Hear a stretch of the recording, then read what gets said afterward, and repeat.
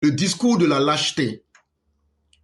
Et je vais vous décortiquer en 7 points, sinon pardon, en 8 points, le discours que Laurent Gbagbo a tenu le 26 avril 2025, le discours qu'il a tenu, et je vais vous expliquer aussi selon ma perception des choses. Mais bien avant que de tomber dans les 4 sujets que nous allons développer, la classe éclaireur pro-vérité est par excellence un lieu de prestige. Et tout ce que nous faisons, en tout cas, nous donnons le meilleur de nous-mêmes. Et il est évident qu'on ne puisse demander à quelqu'un d'aller au-delà de ses capacités. Mais, en même temps, il est intéressant qu'on puisse se dire la vérité pour que le travail que nous allons donner en tout temps et en tout lieu et par n'importe quel EPV, ce travail-là soit un travail de qualité. Et je l'ai dit et je le redis, ce travail que nous faisons, ce n'est pas pour nous-mêmes parce que nous savons déjà, nous vivons déjà les événements. Mais ce travail que nous faisons, on doit le faire très bien parce que ceux qui ne vont pas vivre les événements que nous vivons aujourd'hui, ceux qui vont venir demain, et surtout avec la volonté de nier la réalité que certains ont adopté comme modèle, imaginons-vous si nous bâclons ce que nous faisons. Et donc hier, lors des séances de questions et réponses, je n'ai pas du tout apprécié le comportement de certains EPV parce que la mère Sali faisait des efforts cornéliens et en même temps des EPV qui souvent ne voulaient pas prendre la parole. Et dès le départ, tout a été dit. Si vous ne voulez pas prendre la parole, ne vous signalez pas. Et en même temps, moi aussi qui fais des travaux intellectuels, parce que des questions qu'on pose, on n'a pas ça en papier. Chaque fois qu'on est en train de faire et puis il y a des bruits là, ça crée des chocs dans le cerveau. Et ça, depuis longtemps, on explique ça aux gens. Nous sommes des êtres humains. Je ne me porte pas bien. Je fais un effort pour être là, présent par respect pour vous. Elle a établi les règles, mais vous venez les violer comme si on se retrouvait dans un marché.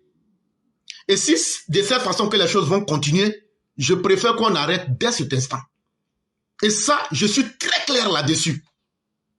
Moi, je ne peux pas prendre mon temps, sacrifier ma santé, prendre une mère qui laisse son boulot. On vient plus de 3 fois, on a émis les différents principes. Et les gens ne sont pas capables de les respecter. Si tel est ainsi, je préfère qu'on arrête pour ne pas qu'on rentre dans le manque de respect. Ça, c'était la première chose que je n'ai pas du tout aimé. Et je préfère être franc. Et celui que ça ne va pas plaire, soit vous changez de comportement, ou bien soi-même là, vous nous quittez. Mais avec moi, je ne vais jamais faire les choses dans les détails. Et je ne vais jamais cacher aussi ce que je pense.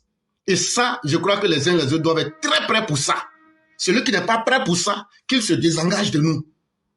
Je préfère être vrai avec moi-même et être vrai avec ceux qui sont avec moi-même, sans tergiverser. La deuxième chose que je n'ai pas aimé,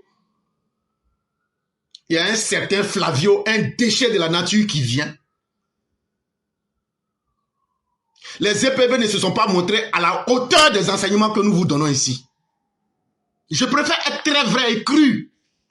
Vous n'aviez pas été à la hauteur des enseignements qu'on vous donne ici. Vous saviez la mauvaise intention de l'homme. L'individu se présente, il vous demande. C'est quand Idiam Thiam a dit que les enseignants au Sénégal sont mieux traités qu'en Côte d'Ivoire. Vous qui étiez sur la toile en ce moment, vous n'aviez fait que tourner. Quels que soient les détails que vous allez donner, ce n'est pas ce qu'on vous enseigne. Les arguments qu'on vous donne dans cette classe éclaireur pro-vérité, c'est des choses qui doivent vous servir. Et les situations de la vie, là, ce n'est pas nous qui les créons. Et pour là, je vais dire quelque chose, il faut que les gens écoutent très bien. Quand on nous envoie à l'école, là, quand on nous dit éclaireur, on t'a mis au CP1, là, ou on a mis quelqu'un, il faut aller au CP1, là. C'est qu'on lui demande, là, quand il arrive en classe, là, on lui donne des leçons. Chaque jour qu'il va là, le maître lui donne des leçons, comme ce qu'on fait ici, là. Maintenant, l'élève, là, lui, son devoir, là, c'est d'étudier les leçons qu'on lui donne. De retenir ça selon ses capacités. Quand il a retenu, là, Quand il arrive au CM2, là, on lui donne des épreuves pour voir s'il peut passer en classe supérieure ou pas. Ça, c'est l'école. Mais dans la vraie vie, là, la vraie vie qu'on est en train de mener actuellement, là, dans la vraie vie, la vie te donne des épreuves. La vie, là, elle te met en face des situations pour que tu apprennes des leçons.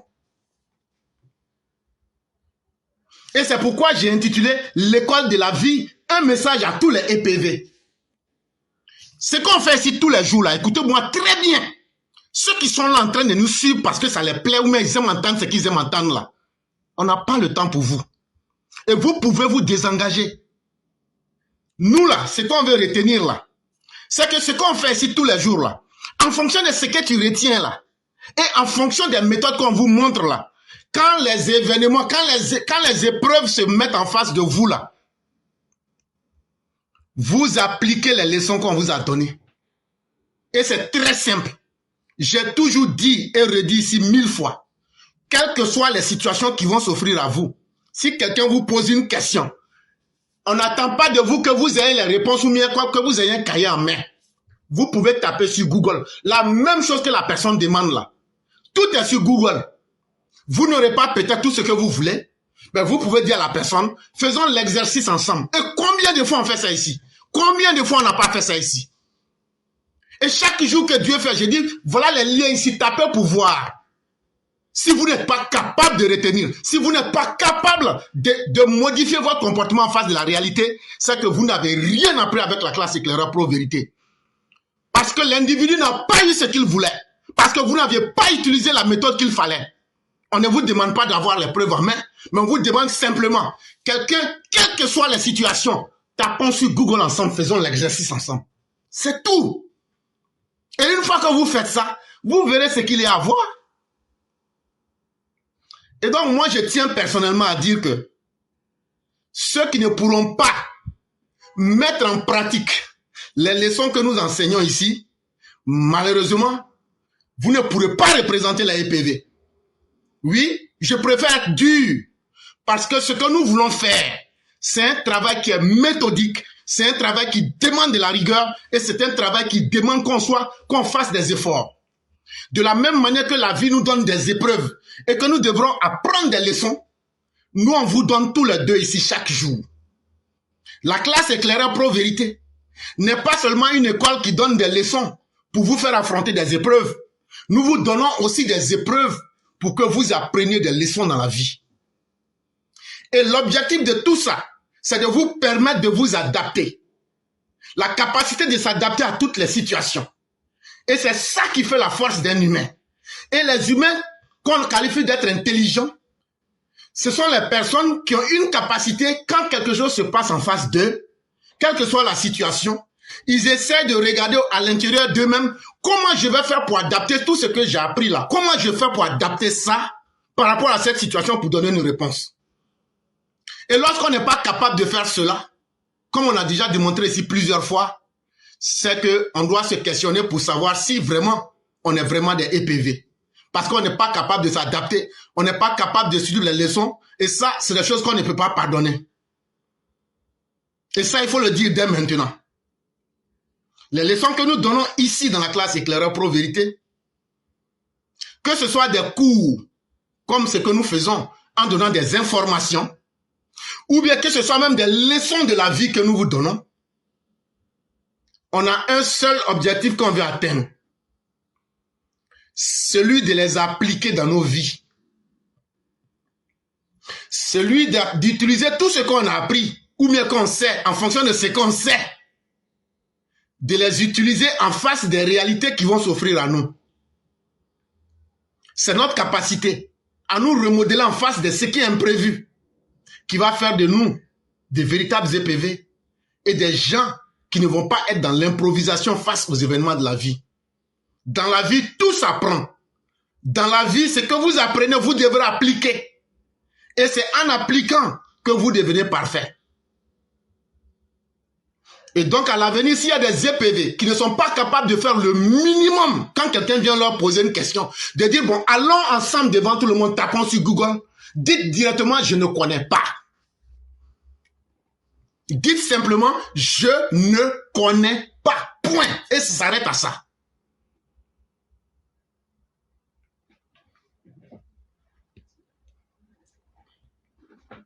Sujet numéro 1. Le discours de la lâcheté. Laurent Gbagbo, le 26 avril 2025, cela faisait exactement 14 jours, puisque le 12 avril 2025, à partir de Dabou, il avait dit qu'exactement le 26, il allait donner un mot d'ordre. Mais s'il ne s'est pas trompé de date et qu'il est venu faire une seconde déclaration, le même jour qui coïncidait avec le 14e jour, on se demande donc qu'est-ce qui a changé. Laurent Gbagbo n'a pas changé. Les 14 jours qu'il a donnés n'ont pas changé. Mais pourquoi son discours a changé? Et donc, ce que je vais vous dire, avant de prendre les propos de quelqu'un, voici ce que Laurent Gbagbo a dit dans tout ce qu'il a dit là. En tant qu'un observateur, voilà ce qu'il a dit. Ce n'est pas quand ton adversaire t'attend dans la rue que tu y vas. On ira.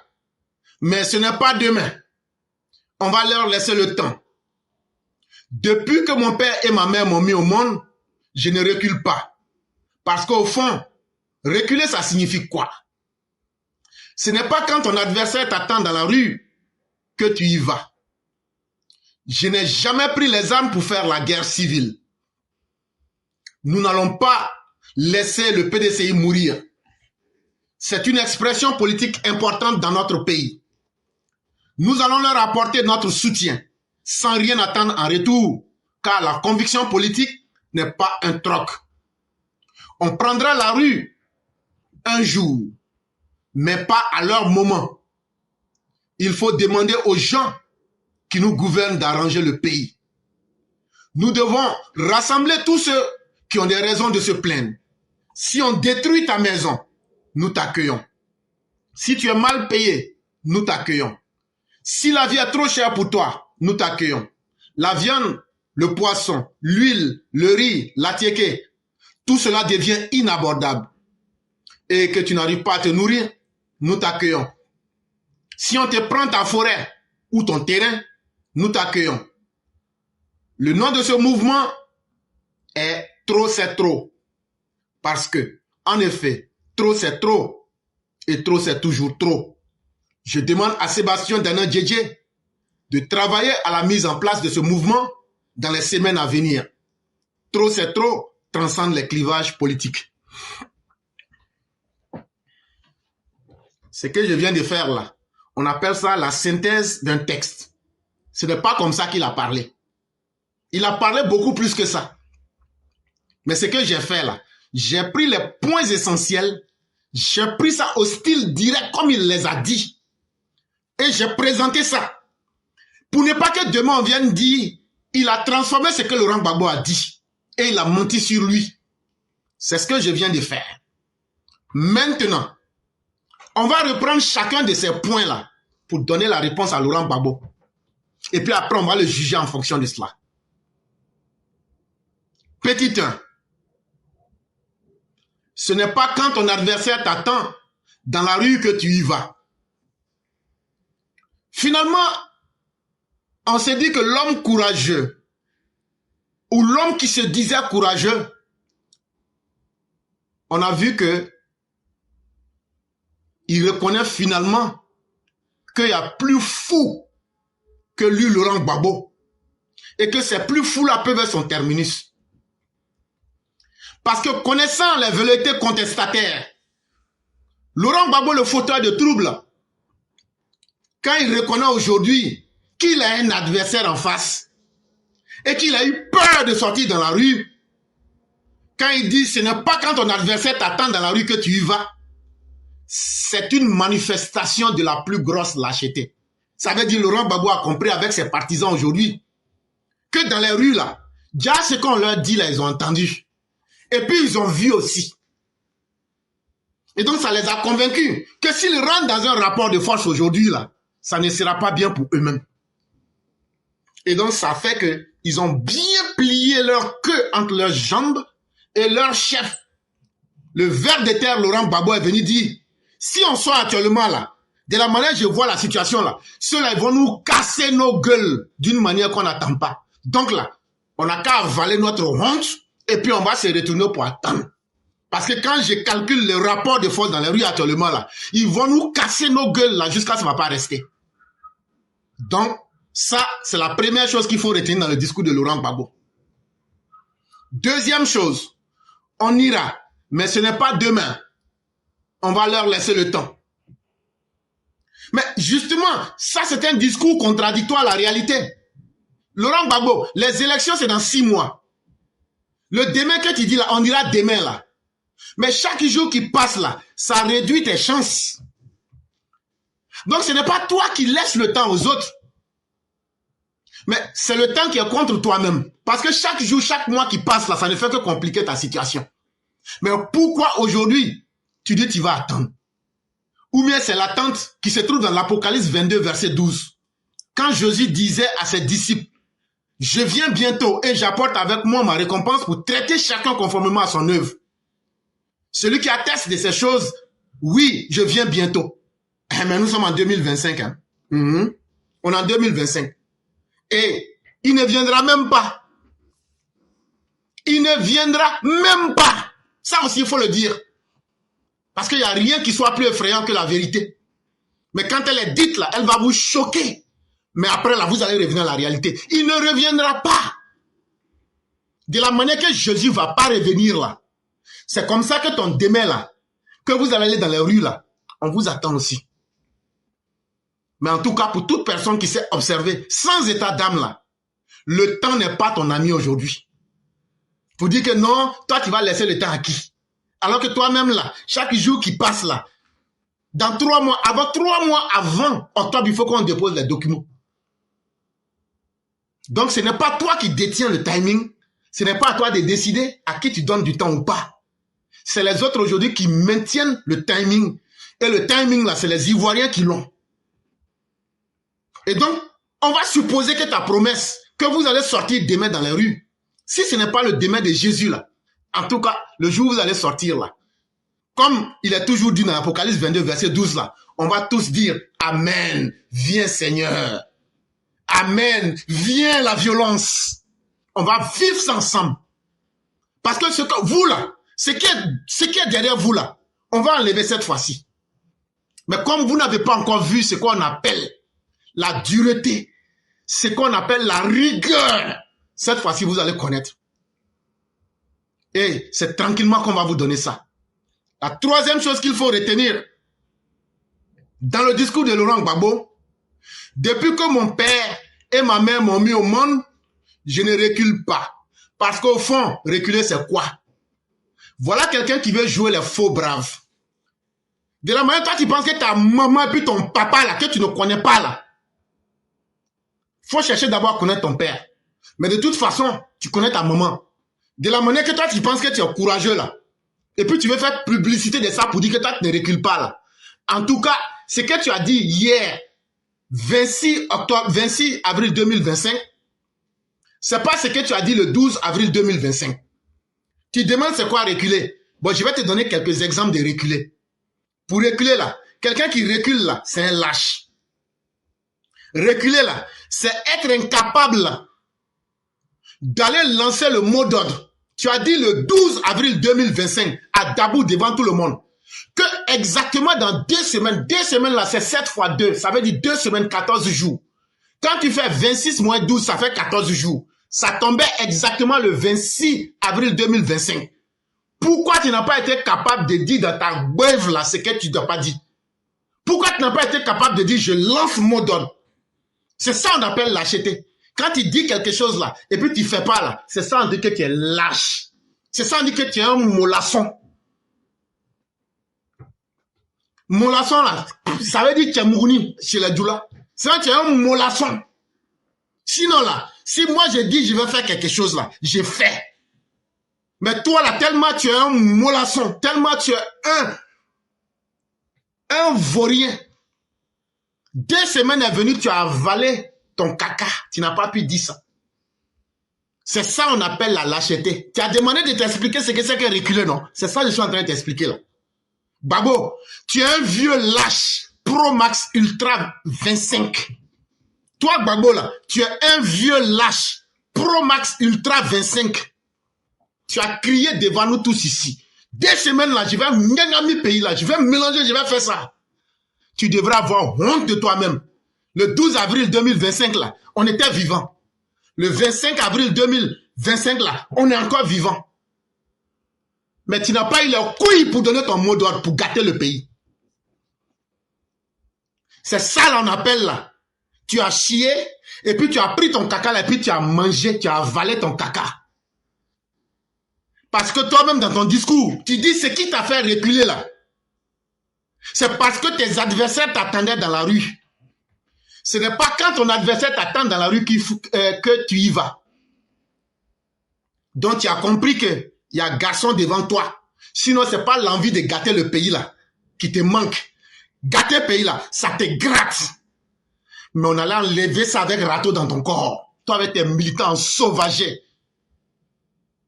Et donc de la manière que vous êtes maudits là, c'est comme ça nous on est prêts pour vous attendre. Et on va vous désenvoûter avec une rigueur et une violence qui va surprendre le monde. La reculade là, je n'ai pas encore fini. Pour montrer que toi, Gbagbo, avec tes patients, vous êtes des lâches Pro Max. Tu as demandé la reculade là, que toi tu ne connais pas reculer, non? Bon, je vais t'expliquer. J'ai déjà expliqué une première fois. Je vais t'expliquer encore. Le 19 septembre 2002 là, un lâche là, quand quelqu'un qui est moins fort que toi t'attaque là, tu dois le mater. Quelqu'un qui ne peut pas mater une rébellion est un lâche. Et toi, Laurent Gbagbo, tu es un lâche Pro Max.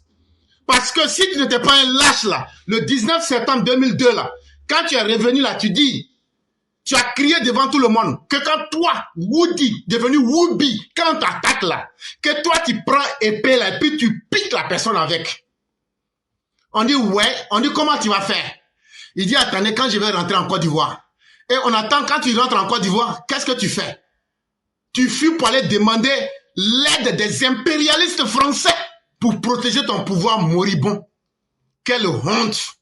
Quelqu'un qui se dit panafricain, quelqu'un qui se dit fils de l'Afrique, quelqu'un qui se dit digne, quelqu'un qui se dit courageux, c'est lui qui va demander de l'aide des autres. Donc je rentre dans l'histoire pour montrer que tu es un gros lâche en grand caractère.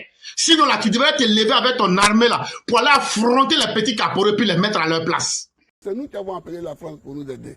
Avant même l'attaque, j'avais averti les autorités françaises qui se préparaient au Burkina Faso quelque chose contre nous, avec des petits caporaux et sergents qui avaient fui l'armée au temps du général Gueye. Je rappelle qu'en octobre 2002, c'est quand même le président de la République, Laurent Gbagbo, qui a demandé que la France serve de force tampon après les accords consacrant l'arrêt des hostilités. Dans sa bouche là, il dit que c'est lui-même qui a demandé aux Français de venir faire ce qu'il ne peut pas faire. Quand il y a pas là toi et puis un garçon là, des petits généraux là, si tu n'étais pas un lâche là, tu allais venir te mettre avec ton armée puis tu allais casser les couilles de ces petits caporaux là. Mais tu es un lâche. Tu as été un lâche. Ta maman et ton père ont couché un gros lâche qui s'appelle Laurent Koudou Gbagbo. Et tu as toujours été un lâche. Et tu fais semblant en pensant que ta beuve là va te rendre courageux. Sinon en 2002 là, les petits caporaux que tu as dit dans ta bouche là, tu devrais pouvoir être capable de les mater. Comme de la manière Alassane Ouattara a maté toutes vos velléités là. C'est comme ça. Donc un vieux trafiquant comme toi, qui confie le palabre qu'il devait faire. Quelqu'un, quand tu gagnes palabre là, tu dois faire. Si tu fuis devant ton palabre pour demander aux autres de faire là, c'est ça on appelle que tu es lâche. Donc là, tu as fait ça en 2002. Tu es un gros lâche. Quelqu'un qui est un vrai garçon là, il dit pas aux Français, comme il y a palabre entre moi et puis des petits caporaux là, venez, vous allez vous mettre au milieu et puis maintenant vous allez me sauver avec mon pouvoir moribond. Ce sont les lâches. Quand il y a palabre là, ils courent et puis ils s'en vont se cacher sous le jupon de leur maman. Ça là, c'est une honte. Ça, il faut qu'on te dise ça. Gbagbo, tu veux qu'on te parle de ta lâcheté, non? On n'a qu'à parler encore. En 1983, là, tu t'es retrouvé en France comment? Avec un passeport burkinabé. Et tu as pris le nom Abdoulaye Sylla. Tu étais un lâche. Sinon, si tu étais un vrai garçon, là, tu allais mettre ton vrai nom dessus. Passeport burkinabé, là, tu allais mettre Laurent Koudou Gbagbo dessus. Mais tu as encore été triplement lâche. Toi, le soi-disant vrai fils ivoirien, tu t'es retrouvé en France, tu as pris un passeport burkinabé et tu as changé de nom Abdoulaye Sylla. Ça là, c'est de la lâcheté aussi. Sinon, un vrai garçon qui est courageux là, tu t'en vas directement avec ton nom. Donc là encore, il faut retenir ça. Laurent Gbagbo, tu veux encore exemple de lâcheté, non? Quand tu étais devant la CPI là, on est tous vivants encore. Quand les gens t'ont demandé, est-ce que tu as les moyens de payer les frais de tes avocats, maître Altit et compagnie, qu'est-ce que tu leur as dit? En bon vieux lâche indigne, tu as dit, je n'ai pas d'argent, je n'ai qu'un seul compte, mais je n'ai même pas d'argent. C'est la communauté internationale qui était obligée de payer les frais des avocats, maître Altit et compagnie. Et ça devrait te faire honte, alors que tu as volé les milliards de la Côte d'Ivoire, tu as caché ça au Ghana, tu as caché ça en Angola, tu as caché ça en Afrique du Sud. Ça s'appelle de la lâcheté, de l'indignité. Maintenant que tu connais très bien la signification du mot lâche à travers ta propre vie, là, on va continuer. Dans ton discours, tu as dit, en 4e point, je n'ai jamais pris les armes pour faire la guerre civile. Laurent Gbagbo, ça là c'est un chantage et c'est vieux comme le monde depuis l'époque de Mathusalem. Hé, faut prendre les armes. Faut prendre les armes. Tu as une bonne raison. Le 19 septembre 2002, les gens t'ont attaqué. Laurent Gbagbo, faut prendre arme. Mais on va écraser tes couilles devant tout le monde. Ne peut pas prendre arme qui le veut. Sinon la première rébellion en Côte d'Ivoire là, c'est ton cousin Karangbe Nyagbe qui a fait ça. Mais on a cassé ses couilles, on a écrasé ça. Kone Wassena a écrasé avec bouteille ses couilles. C'est pas n'importe qui peut faire rébellion et puis ne pas se faire mater. Donc là, c'est parce que tu sais que tu es un vieux vaurien. Et tu vois, quand tu regardes là, Alassane là, faut prendre arme devant lui. Si tu es garçon là, faut prendre arme devant lui. Ce n'est pas l'envie qui te manque. Un vieux jaloux, un vieux comme toi. Même si toi là, tu peux aujourd'hui brûler la Côte d'Ivoire pour prendre le pouvoir, tu vas le faire. Mais c'est parce que tu as trouvé quelqu'un qui dit là, toutes tes velléités là, je vais les réprimer sans état d'âme. C'est ce qui fait que tu viens jouer ici. Non, je ne peux pas prendre les armes. Ne peux pas prendre les armes qui le veut en face de Alassane Dramane Ouattara. Et c'est ça qui est devenu ton problème. Maintenant, on va te dire, toi et puis tes partisans là, de 2012 jusqu'à 2015 là, vous avez fait plus de 200 attaques entre le Libéria et la Côte d'Ivoire. Entre la Côte d'Ivoire et le Ghana. Blé Goudé lui-même là, les attentats de Bassam là, il était au courant, mais il a laissé faire. Il a écrit un livre, il a dit ça dedans. C'est pas l'envie de voir la Côte d'Ivoire dans le feu et dans les ruines qui ne va pas vous plaire.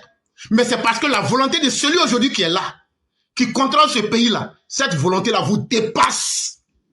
Et donc là, ne renversez pas votre lâcheté, votre incapacité pour dire non, nous on n'aime pas la violence.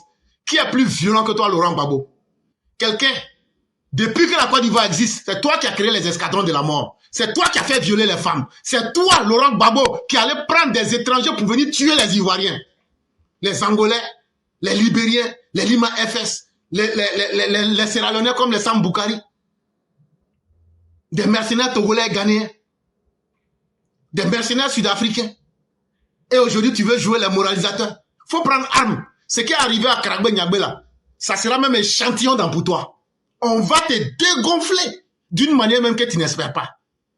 Vieux lâche que tu es. Faut aller demander à Karangbe Nyagbe. Quand il a fait sa rébellion du Pana là, de la manière il a été dégonflé là, pour toi, on va te dégonfler 6 fois plus vite que ça. C'est pas devant n'importe quel garçon on peut prendre arme. Tu as joué aux lâches, aux indignes, aux esbrouffeurs. Et ce que tu appelles des petits caporaux là, ils t'ont bien limé. Alassane Ouattara là, lui n'est pas un plaisantin. Hein? C'est pas un plaisantin. Sinon là, Laurent Gbagbo, si tu es garçon là, faut aller faire rébellion. Sinon tu as demandé au Burkinabé tous de venir attaquer la Côte d'Ivoire. Tu as fait ça devant nous tous en 2024 là. Tu as envoyé Katina pour dire attaquer la Côte d'Ivoire. On a vu ça ici. Donc ne viens pas nous dire que tu n'aimes pas la guerre. Guerre civile que tu peux faire, là, il faut apporter. Mais nous, on va encaisser ça, digérer ça, puis toi, on va t'ajouter dessus comme boisson. Voilà un plaisantin qui s'est fait dégommer par des petits caporaux, comme lui-même il le dit. avec ces soi-disant généraux qui n'étaient que des poules mouillées. Et aujourd'hui, tu veux te montrer comme quelqu'un qui est un faiseur de paix. Un faiseur de paix, là, n'est pas celui qui lance des mouvements pour créer le désordre dans son pays. C'est ce que je vais te dire d'abord. Oh, toi, Gbagbo, là, c'est pas ta violence qu'on t'a connue dans le pays, là. Sinon, là, tu peux rien créer de nouveau. 5e point à retenir dans son discours fallacieux, farfelu. Nous n'allons pas laisser le PDCI mourir. C'est une expression politique importante dans notre pays. Nous allons leur apporter notre soutien sans rien attendre en retour. Car la conviction politique n'est pas un troc. Il dit comme PDCI est dans le problème là, comme Chakadjan est dans le problème là, que maintenant lui va aider Chakadjan. Et que quand lui va aider Chakadjan là, lui va faire ça gratuitement. Lui va rien demander parce que c'est pas marchandage, c'est pas troc. C'est très bien. Quand tu parles comme ça là, chez nous au pays là, au quartier là, c'est ça qu'on appelle blaguer tuer. Bon, toi-même Laurent Gbagbo là-haut, le même problème aujourd'hui que Chakadjan a là, depuis 2020, toi tu es dans le même problème là. Mais toi-même tu n'as pas pu t'en sortir. Bon, quand toi tu viens promettre à quelqu'un, c'est comme deux personnes qui ont mal au dos, et puis il y a quelqu'un qui dit non, moi j'ai un médicament pour soigner mal de dos. Mais pourquoi tu n'as pas essayé la solution ainsi toi-même? Et puis maintenant, si Chakadjan tu veux essayer, en réalité, il y a de l'hypocrisie dans ce discours-là. Il est très content, c'est une manière de dire, maintenant, moi et puis Chakadjan, on est dans le même problème maintenant. Donc là, c'est très bien fait pour nous deux. Mais les gens du PDC peuvent prendre ça comme ils veulent. Hein. Sinon, ça là, c'est un vrai blaguet tué. C'est pour dire maintenant là, tu n'as pas dit que tu étais petit-fils du fouet. Maintenant là, tu es dans le même bois que moi-même maintenant. On est dans le même bafoule, on va voir maintenant qui va s'en sortir le premier. Donc en réalité, que vaut la parole d'un vieux roublard incapable de se sortir d'affaires, mais qui promet de l'aide à un Sénégalais, Tidiane Thiam, originaire du village de Dagana. Mais comme il y a des gens qui aiment qu'on les blague, ils peuvent blaguer ce fils de Sénégalais, ce n'est que leur problème, et nous on s'en tape. 6e élément qu'il faut retenir dans les propos de Nini Boudoumé. Nini Boudoumé, ça veut dire celui qui est revenu du pays des morts. On prendra les rues un jour, mais pas à leur moment. Il dit qu'eux ne vont pas aller gâter dans les rues maintenant, mais que eux là, eux ne vont pas faire ça au moment que nous on veut. Eux vont faire ça au moment que eux-mêmes ils veulent. Mais la réponse elle est très simple. Toi et puis tes partisans là, de la manière vous êtes maudits là, c'est comme ça nous on est en tas contre vous. Donc là, ça là on va même pas toucher pour aller loin. On va vous attendre dans les rues. Nous là on se fatigue pas, nous on n'a pas besoin de salaire. Nous là on n'a même pas besoin de promesses. On vous attend. Même si c'est dans 1000 ans là, vous allez nous retrouver au même endroit. Et on va en découdre avec vous brutalement. Je le dis, on va en découdre avec vous brutalement. La seule chose qu'on a dit là, vous n'allez pas toucher les biens de quelqu'un. Vous n'allez pas mettre en danger la vie de quelqu'un. De la manière vous aimez manifester là, et puis c'est un droit pour vous là, on va vous imposer aussi que c'est le droit de respecter les autres pour que la vie puisse continuer normalement. Parce que vous n'avez pas le droit de créer le désordre dans la vie des autres parce que vous n'êtes pas content. Donc nous on va imposer l'ordre. Ça aussi c'est notre droit d'imposer l'ordre dans notre société. Et on va vous affronter et on va vous mater. C'est ce qu'on est en train de vous dire. On ne va pas vous affronter pour dire qu'on est en train de faire un combat. On s'en va pour vous mater. Parce que vous ne pouvez pas en face de nous. Quel que soit ce que vous aurez là, nous on aura grand-père de ça pour sortir contre vous. Et on va vous mater sauvagement le jour où vous allez sortir. Est-ce que ce que je dis là, c'est pas simple à comprendre? Quand un enfant maudit devient un problème là, les grandes personnes doivent l'attraper puis le mater. Vous savez que dans Bafou là, vous savez qui peut vous maîtriser. Mais on vous attend. Quand vous allez sortir là, on va vous mater brutalement et sauvagement. Et on va vous dire, de la même manière que vous dites que votre désordre là, c'est votre droit là. C'est comme ça aussi que nous, notre droit là, c'est d'aller chercher notre pain. Et qu'on ne peut pas accepter que des maudites personnes comme vous veniez pour nous mélanger ou même pour mélanger, pour créer le trouble dans la société. Toi, Gbagbo là, ça fait 2 fois que tu es allé en prison. Comme ça ne te suffit pas là. Tu as entendu ce que Ouattara a dit lors de la CAN, non? Qu'il n'y a jamais 203. Ça là, ça va s'appliquer sur toi en 2025 là. De la manière, il a dit, il n'y a jamais 203, et puis on a pris couple là. Malgré qu'on était éliminé là. Cette fois-ci là, 203 là, on va appliquer ça sur toi. Mais je sens plus l'odeur de cadavre derrière toi que prison. Ça là encore, on va te dire pour ajouter ça dessus. Ça c'est condiment, j'ajoute ça pour te dire. Il y a plus odeur de cadavre derrière toi que prison cette fois-ci là. Donc, à bon entendeur, salut. 7e propos tenu dans ce discours, il faut demander aux gens qui nous gouvernent d'arranger le pays. Laurent Gbagbo, toi tu peux demander à quelqu'un d'arranger le pays plus qu'Alassane Ouattara? S'il y a un politicien que tout le monde est d'accord que c'est un travailleur là, il s'appelle Alassane Dramane Ouattara. S'il y a un politicien qui maîtrise ce qu'on appelle développement, il s'appelle Alassane Ouattara. C'est pas un maudit comme toi, un vaurien comme toi, un inutile comme toi. Si on devrait attendre que toi tu nous dises qu'on doit développer le pays là, c'est que le pays là n'allait jamais se développer. Donc, je sais très bien que pour toi là, quand Alassane Ouattara a pris le pays en 2011 là, on était à 33% d'électrification, aujourd'hui on est à 90%.